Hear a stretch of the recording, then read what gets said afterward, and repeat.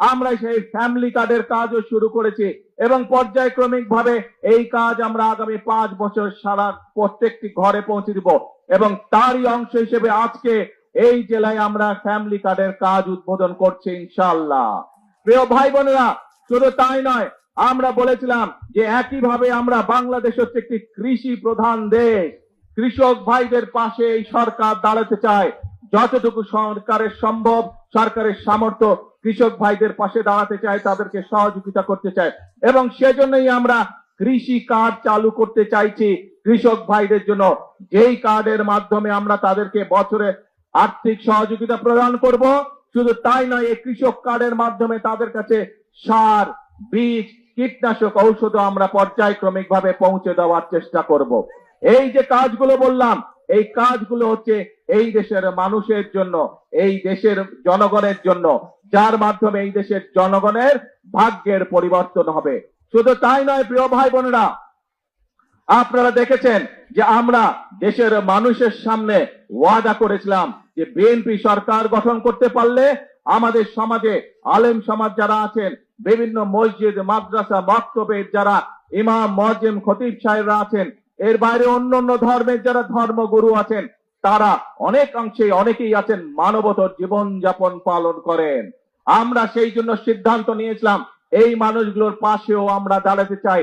আমরা যেমন নারী সমাজের পাশে দাঁড়াতে চাই, তাদেরকে স্বাবলম্বী করতে চাই, আমরা যেমন কৃষক ভাইদের পাশে চাই, তাদেরকে স্বাবলম্বী করতে চাই, আমরা যেমন আমাদের ভবিষ্যৎ প্রজন্ম সন্তানদের পাশে থেকে তাদেরকে শিক্ষা দীক্ষায় গড়ে তুলতে পারি, আমরা তাদের জন্য নতুন করে স্পোর্টস এর ব্যবস্থা করেছি, যাতে আমাদের ভবিষ্যৎ প্রজন্মের ভিতর থেকে ভালো ভালো খেলোয়াড়রা বেরিয়ে আসতে পারে, খেলাকে তারা যাতে পেশা হিসেবে গ্রহণ করতে পারে।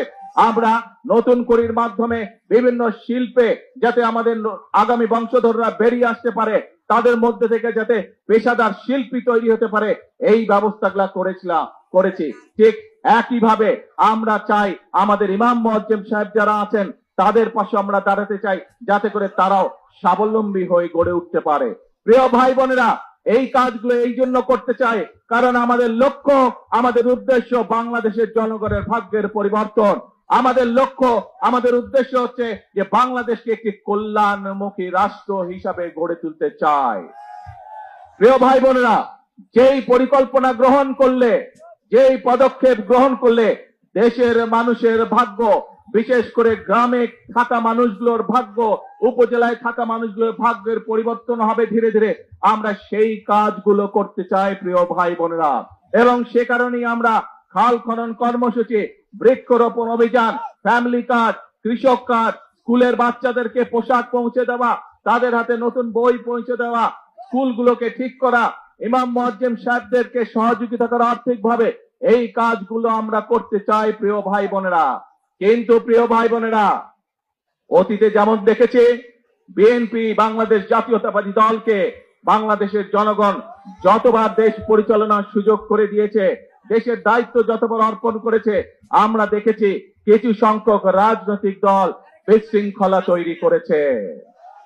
প্রিয় ভাই বোনেরা, এই যেই পরিকল্পনার কথা আপনাদের সামনে তুলে ধরলাম, এই মাছের অবমুক্তকরণ, এই ফ্যামিলি কার্ড, কৃষক কার্ড, বাচ্চাদেরকে মানুষ রূপে গড়ে তোলা, সুন্দর আদর্শ নাগরিক হিসাবে গড়ে তোলা, এই যে কাজগুলো, ইমাম, মুয়াজ্জিন সাহেবদেরকে অর্থনৈতিকভাবে সহযোগিতা করা, আপনারা কি মনে করেন এইগুলোর যদি বাস্তবায়ন করা যায় তাহলে দেশের মানুষের ভাগ্যের পরিবর্তন হবে?